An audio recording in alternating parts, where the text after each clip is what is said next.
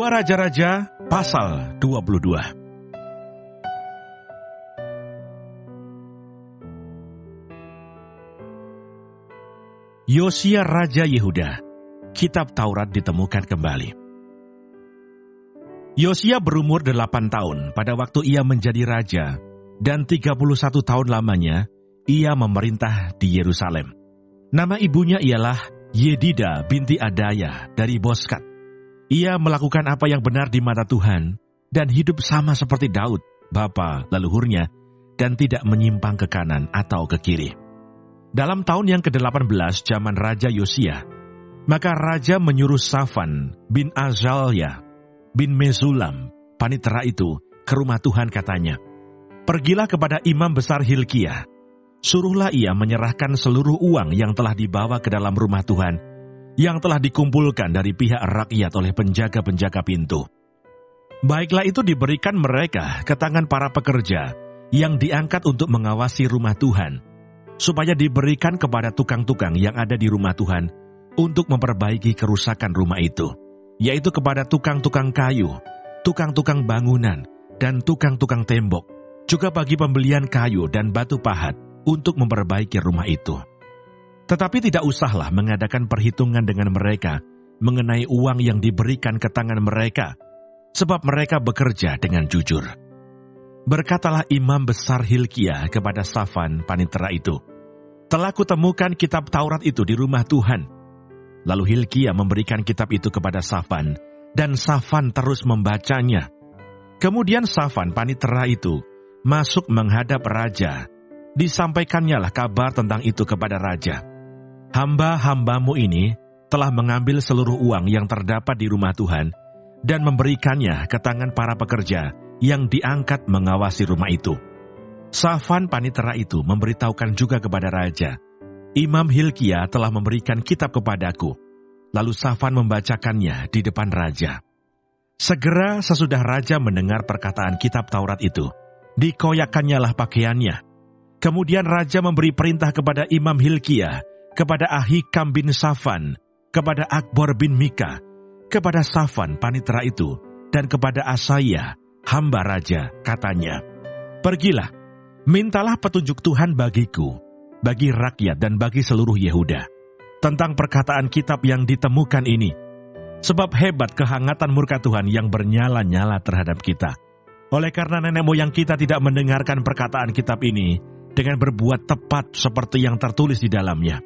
Maka pergilah Imam Hilkiah, Ahikam, Akbor, Safan, dan Asaya kepada Nabiah Huldah, istri seorang yang mengurus pakaian-pakaian, yaitu Salum bin Tikwa bin Harhas. Nabiah itu tinggal di Yerusalem di perkampungan baru. Mereka memberitakan semuanya kepadanya. Perempuan itu menjawab mereka, "Beginilah firman Tuhan, Allah Israel. Katakanlah kepada orang yang menyuruh kamu kepada aku, beginilah firman Tuhan. Sesungguhnya aku akan mendatangkan malapetaka atas tempat ini dan atas penduduknya, yakni segala perkataan kitab yang telah dibaca oleh Raja Yehuda. Karena mereka meninggalkan aku dan membakar korban kepada Allah lain, dengan maksud menimbulkan sakit hatiku dengan segala pekerjaan tangan mereka. Sebab itu kehangatan murkaku akan bernyala-nyala terhadap tempat ini dengan tidak padam-padam. Tetapi kepada Raja Yehuda yang telah menyuruh kamu untuk meminta petunjuk Tuhan, harus kamu katakan demikian, beginilah firman Tuhan Allah Israel mengenai perkataan yang telah kau dengar itu. Oleh karena engkau sudah menyesal dan engkau merendahkan diri di hadapan Tuhan, pada waktu engkau mendengar hukuman yang kufirmankan terhadap tempat ini dan terhadap penduduknya, bahwa mereka akan mendahsyatkan dan menjadi kutuk, dan oleh karena engkau mengoyakkan pakaianmu dan menangis di hadapanku, aku pun telah mendengarnya, demikianlah firman Tuhan. Sebab itu sesungguhnya, aku akan mengumpulkan engkau kepada nenek moyangmu, dan engkau akan dikebumikan ke dalam kuburmu dengan damai, dan matamu tidak akan melihat segala malapetaka yang akan kudatangkan atas tempat ini." Lalu mereka menyampaikan jawab itu kepada raja. Dua Raja-Raja pasal 23.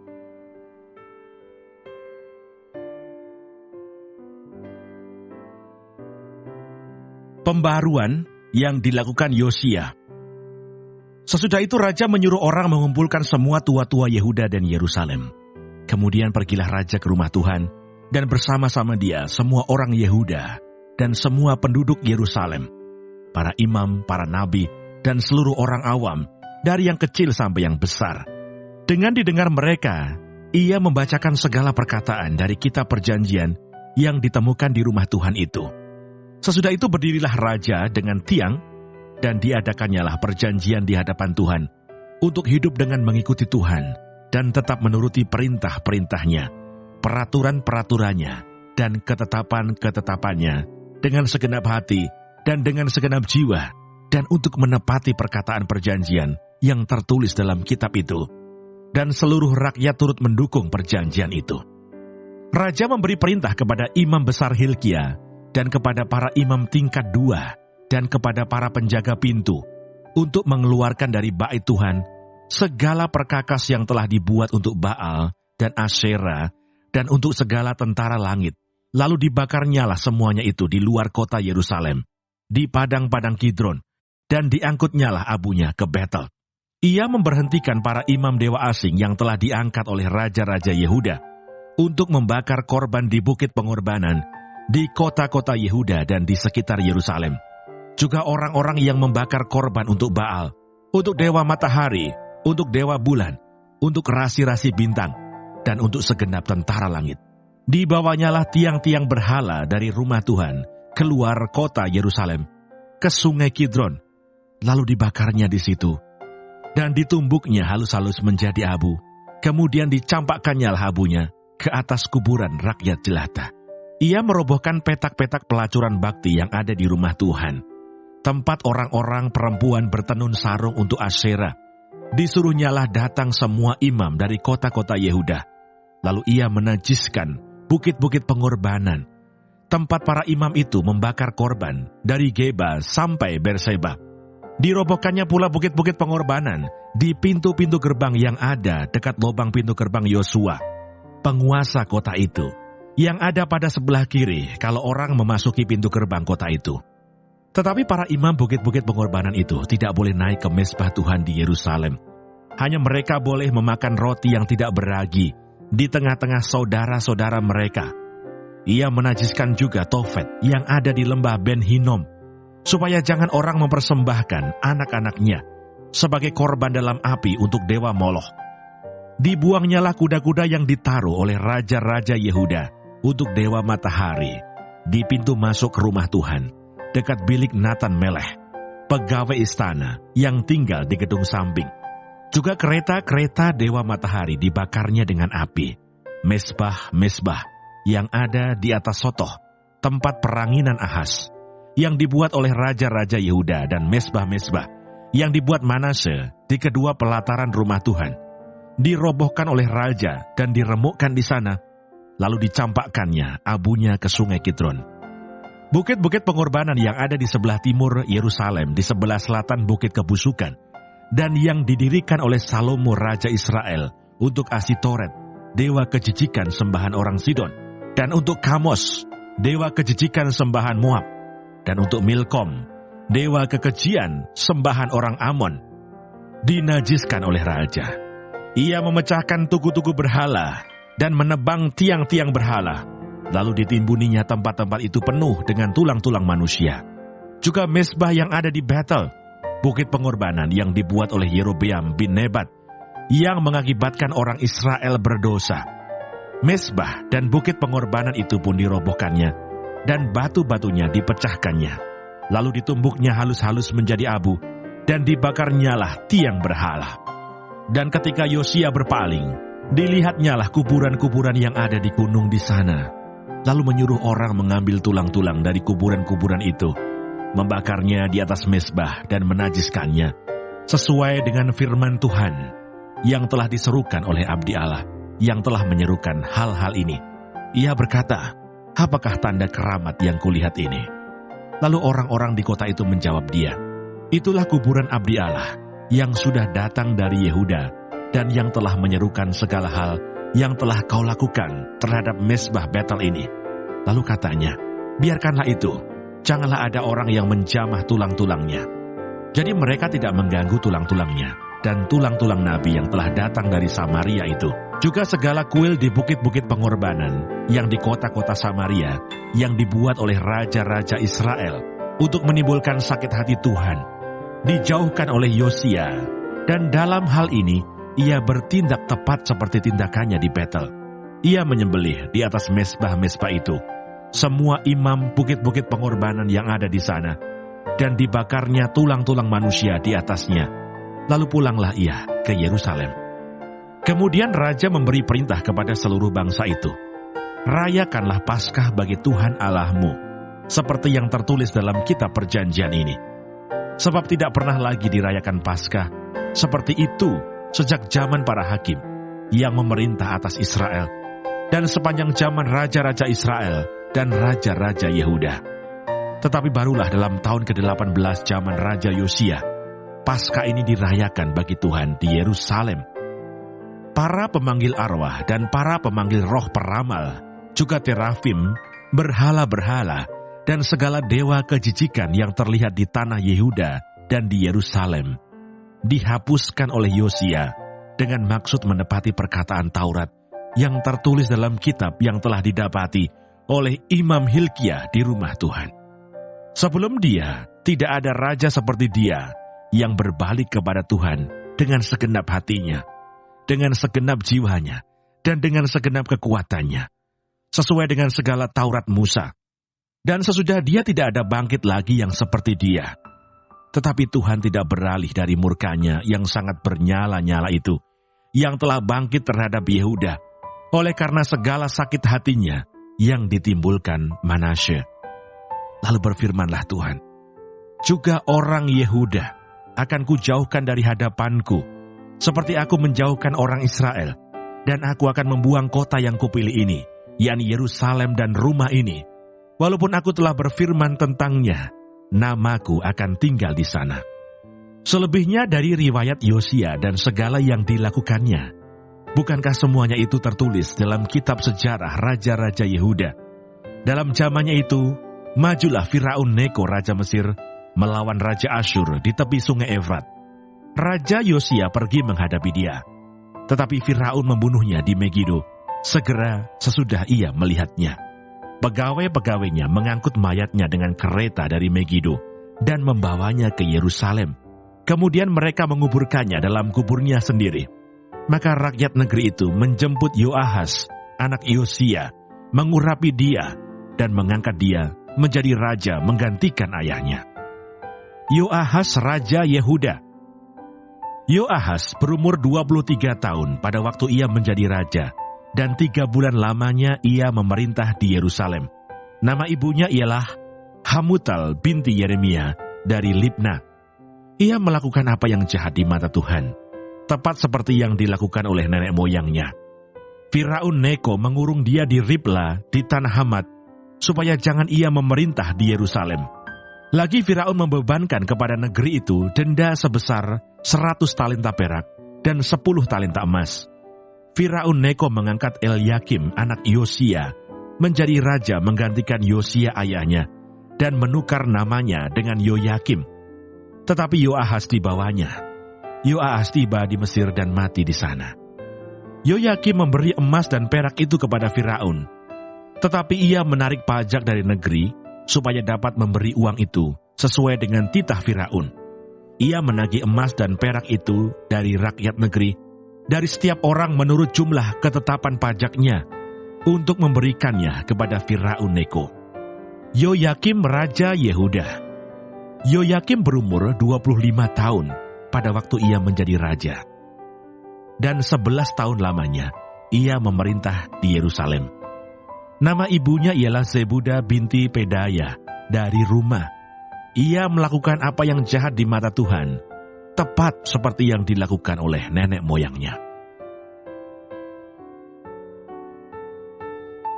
2 Raja-Raja pasal 24.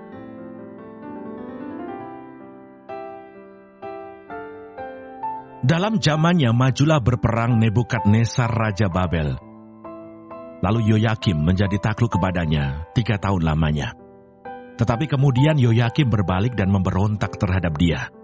Tuhan menyuruh gerombolan-gerombolan Kasdim, gerombolan-gerombolan Aram, gerombolan-gerombolan Moab, dan gerombolan-gerombolan Bani Amon melawan Yoyakim. Ia menyuruh mereka melawan Yehuda untuk membinasakannya, sesuai dengan firman Tuhan yang diucapkannya dengan perantaraan para hambanya, yaitu para nabi. Sungguh, hal itu terjadi kepada Yehuda sesuai dengan titah Tuhan untuk menjauhkan mereka dari hadapannya. Oleh karena dosa-dosa Manasye setimpal dengan segala yang dilakukannya, dan juga oleh karena darah orang yang tidak bersalah yang telah ditumpahkannya. Sebab ia telah membuat Yerusalem penuh dengan darah orang yang tidak bersalah, dan Tuhan tidak mau mengampuninya. Selebihnya dari riwayat Yoyakim dan segala yang dilakukannya, bukankah semuanya itu tertulis dalam kitab sejarah Raja-Raja Yehuda? Kemudian Yoyakim mendapat perhentian bersama-sama dengan nenek moyangnya. Maka Yoyakin, anaknya, menjadi raja menggantikan dia. Raja Mesir tidak lagi keluar berperang dari negerinya, sebab Raja Babel telah merebut segala yang termasuk wilayah Raja Mesir, mulai dari sungai Mesir sampai ke sungai Efrat. Yoyakin Raja Yehuda. Yoyakin berumur 18 tahun pada waktu ia menjadi raja, dan 3 bulan lamanya ia memerintah di Yerusalem. Nama ibunya ialah Nehusta binti Elnatan dari Yerusalem. Ia melakukan apa yang jahat di mata Tuhan, tepat seperti yang dilakukan ayahnya.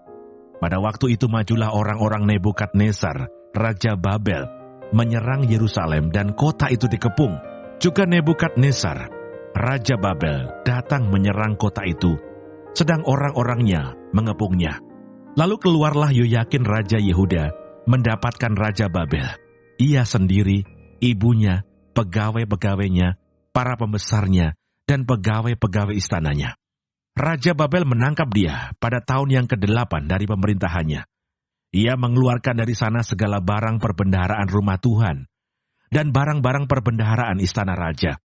Juga dikeratnya emas dari segala perkakas emas yang dibuat oleh Salomo, Raja Israel, di bait Tuhan, seperti yang telah difirmankan Tuhan. Ia mengangkut seluruh penduduk Yerusalem ke dalam pembuangan, semua panglima dan semua pahlawan yang gagah perkasa, 10.000 orang tawanan, juga semua tukang dan pandai besi. Tidak ada yang ditinggalkan, kecuali orang-orang lemah dari rakyat negeri. Ia mengangkut Yoyakin ke dalam pembuangan ke Babel, juga ibunda raja, istri-istri raja, pegawai-pegawai istananya, dan orang-orang berkuasa di negeri itu dibawanya sebagai orang buangan dari Yerusalem ke Babel. Semua orang yang gagah perkasa, 7.000 orang banyaknya, para tukang dan para pandai besi, 1.000 orang banyaknya. Sekalian pahlawan yang sanggup berperang dibawa oleh Raja Babel sebagai orang buangan ke Babel. Kemudian Raja Babel mengangkat matanya, paman Yoyakin, menjadi raja menggantikan dia dan menukar namanya menjadi Sedekia. Sedekia Raja Yehuda, runtuhnya kerajaan Yehuda. Sedekia berumur 21 tahun pada waktu ia menjadi raja, dan 11 tahun lamanya ia memerintah di Yerusalem. Nama ibunya ialah Hamutal binti Yeremia dari Libna. Ia melakukan apa yang jahat di mata Tuhan, tepat seperti yang dilakukan Yoyakim. Sebab oleh karena murka Tuhanlah terjadi hal itu terhadap Yerusalem dan Yehuda, yakni bahwa ia sampai membuang mereka dari hadapannya. Sedekia memberontak terhadap Raja Babel.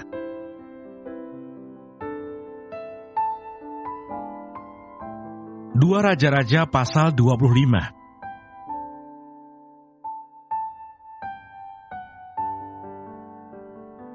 Maka pada tahun ke-9 dari pemerintahannya, dalam bulan yang ke-10, pada tanggal 10 bulan itu, datanglah Nebukadnezar Raja Babel dengan segala tentaranya menyerang Yerusalem. Ia berkemah mengepungnya dan mendirikan tembok pengepungan sekelilingnya. Demikianlah kota itu terkepung sampai tahun yang ke-11, zaman Raja Sedekia. Pada tanggal 9 bulan yang ke-4, ketika kelaparan sudah merajalela di kota itu dan tidak ada lagi makanan pada rakyat negeri itu, maka dibelah oranglah tembok kota itu dan semua tentara melarikan diri malam-malam melalui pintu gerbang antara kedua tembok yang ada di dekat taman raja, sekalipun orang Kasdim mengepung kota itu sekeliling.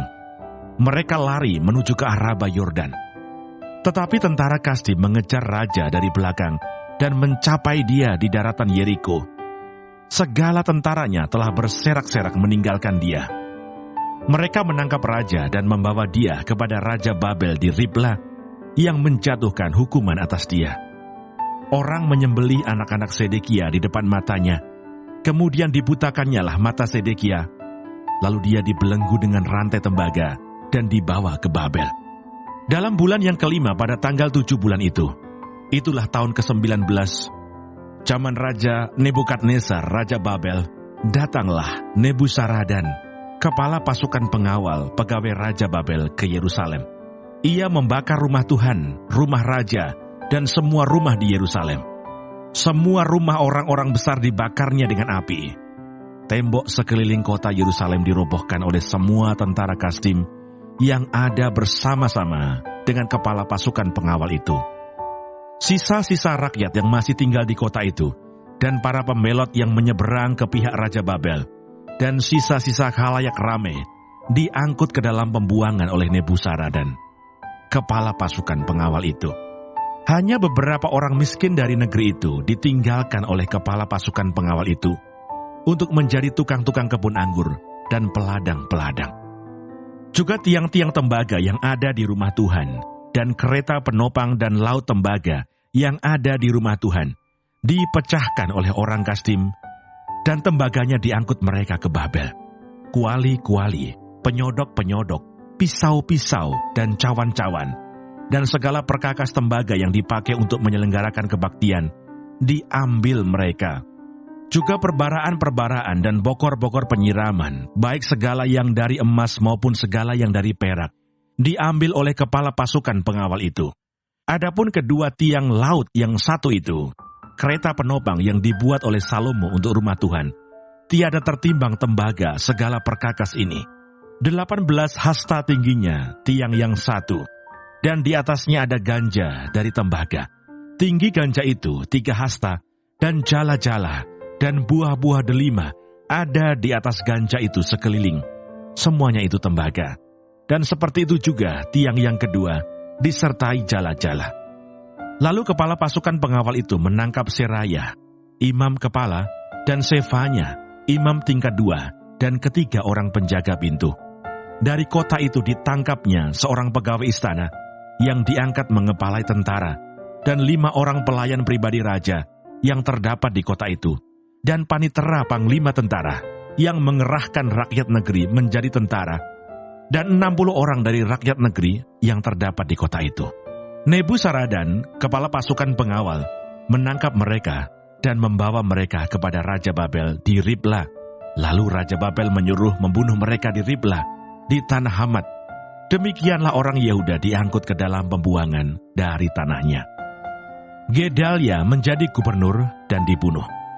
Tentang rakyat yang masih tinggal di tanah Yehuda, yang ditinggalkan oleh Nebukadnezar Raja Babel, diangkatnyalah atas mereka Gedalia bin Ahikam bin Safan. Ketika semua panglima tentara dengan orang-orangnya mendengar bahwa Raja Babel telah mengangkat Gedalia, maka pergilah mereka kepada Gedalia ke Mispa, yaitu Ismail bin Netanya, Yohanan bin Karyah, Seraya bin Tanhumet, orang Netofa itu, dan Yaasanya, anak seorang Maaka, bersama dengan anak buahnya. Lalu bersumpahlah Gedalia kepada mereka dan anak buah mereka, katanya kepada mereka, "Janganlah kamu takut terhadap pegawai-pegawai orang Kasdim itu. Tinggallah di negeri ini dan takluklah kepada Raja Babel, maka keadaanmu akan menjadi baik."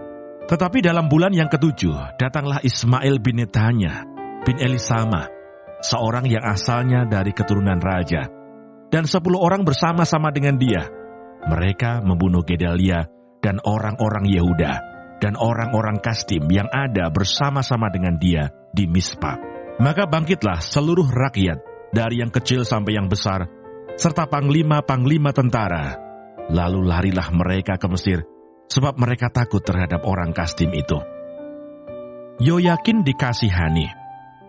Kemudian dalam tahun ke-37, sesudah Yoyakin Raja Yehuda dibuang, dalam bulan yang ke-12, pada tanggal 27 bulan itu, maka Ewil-Merodah Raja Babel, dalam tahun ia menjadi raja, menunjukkan belas kasihannya kepada Yoyakin Raja Yehuda, dengan melepaskannya dari penjara.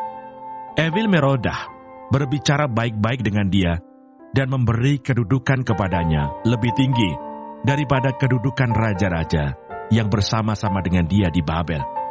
Ia boleh mengganti pakaian penjaranya dan boleh selalu makan roti di hadapan raja selama hidupnya. Dan tentang belanjanya, raja selalu memberikannya kepadanya sekadar yang perlu tiap-tiap hari selama hidupnya.